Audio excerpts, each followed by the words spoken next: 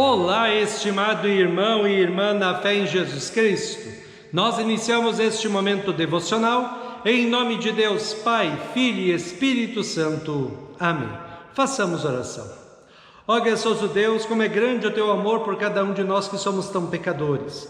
Te louvamos e agradecemos pelas bênçãos derramadas sobre nós e nossas famílias. Abençoe este dia, abençoa agora o meditar da tua santa palavra. Isso te pedimos e agradecemos em nome de Jesus Cristo, teu Filho, nosso Senhor e Salvador. Amém.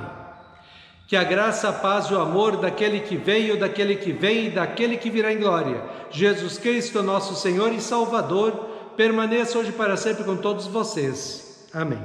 Queremos meditar nas palavras de Atos dos Apóstolos, capítulo 28, versículos 21 e 22, que diz assim: Então lhes disseram: Nós não recebemos nenhuma carta da Judeia a seu respeito. Também nenhum dos nossos irmãos veio de lá com qualquer notícia ou para falar mal de você. Mas gostaríamos de ouvir você dizer o que pensa, pois sabemos que de fato em todos os lugares falam contra essa seita a qual você pertence.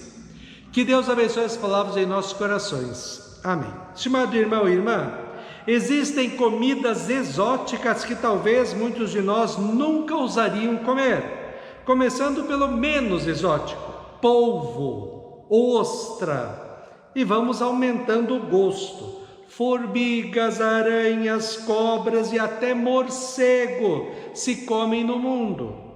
Tem gosto para tudo, não é? Provavelmente muitos de nós nem vão experimentar um prato diferente por receio do gosto que pode ter ou pelo que tem dentro do prato. Algumas vezes as pessoas têm receio de comer alguma coisa, mas depois que comem começam a gostar.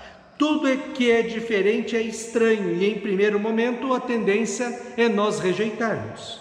Assim também aconteceu com o cristianismo. A religião predominante na Palestina na época do apóstolo Paulo era o judaísmo. Qualquer coisa que fosse diferente do judaísmo era tido como seita e era automaticamente rejeitado e até perseguido para acabar com a nova religião. O apóstolo Paulo foi preso com a acusação de que estava ensinando uma nova religião e deturpando a religião judaica. Várias vezes ele tentou explicar que não estava ensinando uma nova religião e muito menos uma seita. Ele afirmava que continuava falando de tudo que Moisés e os profetas do Antigo Testamento afirmaram, mas que culminavam em Jesus Cristo. Paulo ensinava que Jesus Cristo é o cumprimento das promessas do Antigo Testamento.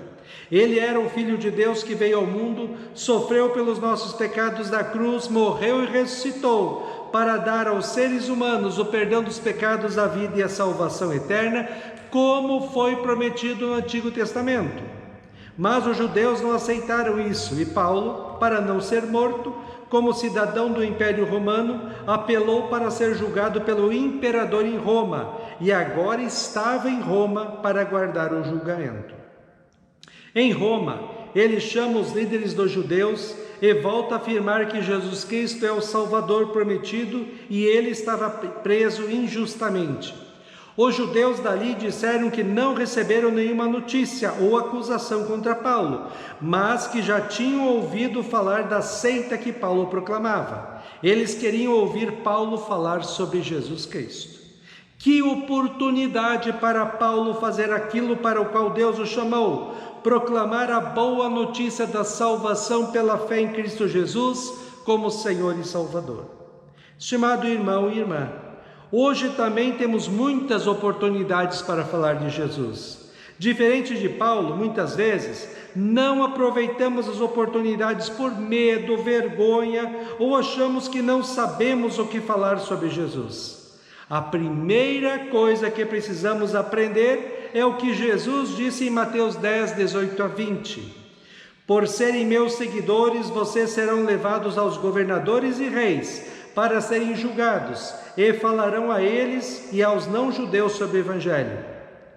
Quando levarem vocês para serem julgados, não fiquem preocupados com o que deverão dizer ou como irão falar. Quando chegar o momento, Deus dará a vocês dará a vocês o que devem falar, porque as palavras que disserem não serão de vocês mesmos, mas virão do Espírito do Pai de vocês, que fala por meio de vocês. A única coisa que precisamos ter como cristãos é vontade de falar de Jesus para as pessoas. Quanto mais você falar de Jesus, mais facilidade vai ter para falar. Outra coisa importante é nós nos identificarmos como cristãos. Muitos usam camisetas, bonés, correntinhas, adesivos no carro e tantas outras coisas que nos identificam como cristãos para os outros. Mas tem uma coisa que é poderosa, que podemos usar para nos identificarmos como cristãos para o mundo todo: o exemplo. Jesus disse em Mateus 5 que nós somos a luz do mundo e o sal da terra. Ele diz que a luz da fé, da esperança e do amor que temos em nossos corações deve brilhar, e as pessoas à nossa volta precisam enxergar em nós pessoas diferentes e felizes, porque cremos em Cristo, e elas devem também querer crer e viver na fé. Tito, no Novo Testamento, capítulo 2, versículos 7 e 8, diz assim: você mesmo deve ser em tudo um exemplo de boa conduta. Seja sincero e sério quando estiver ensinando. Use palavras certas para que ninguém possa criticá-lo e para que os inimigos fiquem envergonhados por não terem nada de mal a dizer a seu respeito. O cristão é identificado pelos outros como cristão porque ele fala diferente, age diferente, vive diferente do mundo. O mundo vive em pecados e faz o que é errado. O cristão procura viver uma vida santa, bonita e agradável a Deus segundo a palavra de Deus. Não tenha medo nem vergonha da fé que você tem. Pelo contrário, se alegre muito com o amor de Deus que é derramado sobre cada um de nós de forma tão concreta e maravilhosa em Cristo. Tenhamos alegria em dizer que cremos em Cristo, que somos cristãos, que é bom saber que temos o perdão dos pecados, a vida e a salvação eterna. O apóstolo Paulo não perdia oportunidades para falar de Jesus e mostrar que Jesus Cristo é o caminho, a verdade e a vida, somente a salvação pela fé nele. Veja o que o apóstolo Paulo diz sobre vida cristã em Colossenses 3. Vocês foram ressuscitados com Cristo. Portanto, ponha o seu interesse nas coisas que são do céu, onde Cristo está sentado ao lado direito de Deus. Pensem nas coisas lá do alto e não nas que são aqui da terra, porque vocês já morreram e a vida de vocês está escondida com Cristo, que está unido com Deus. Cristo é a verdadeira vida de vocês, e quando Ele aparecer, vocês aparecerão com Ele e tomarão parte na sua glória. Vocês são o povo de Deus. Ele os amou e os escolheu para serem dele. Portanto, vistam-se de misericórdia, de bondade, de humildade, de delicadeza e de paciência. Não fiquem irritados uns com os outros e perdoem uns aos outros, caso alguém tenha alguma queixa contra outra pessoa. Assim como o Senhor perdoou vocês, perdoem uns aos outros. E acima de tudo tenham amor, pois o amor une perfeitamente todas as coisas.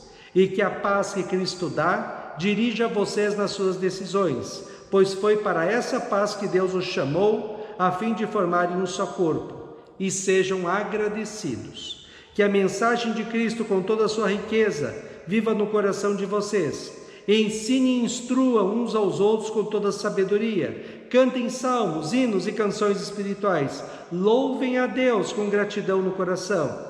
E tudo o que vocês fizerem ou disserem, façam em nome do Senhor Jesus, e por meio dele agradeçam a Deus o Pai. Amém. Façamos oração. Ó Senhor nosso Deus, nós te louvamos, porque nós temos fé. Essa fé enche a nossa vida de alegria, de paz, de amor, de esperança, de felicidade. Que nós possamos testemunhar a nossa fé em Cristo para todas as pessoas, como o apóstolo Paulo fazia. Que nós possamos levar este evangelho que salva para nossos amigos, vizinhos, companheiros de trabalho e de estudo. E que a tua presença em nossas vidas nos anime a vivermos como cristãos neste mundo. Ó Deus, fica conosco neste dia, cuida de nós e dá-nos sabedoria. Isso te pedimos e agradecemos em nome de Jesus. Amém. Receba a bênção do Senhor. O Senhor te abençoe e te guarde. O Senhor faça resplandecer o seu rosto sobre ti e tenha misericórdia de ti. O Senhor sobre ti levante o seu rosto e te dê a paz. Amém.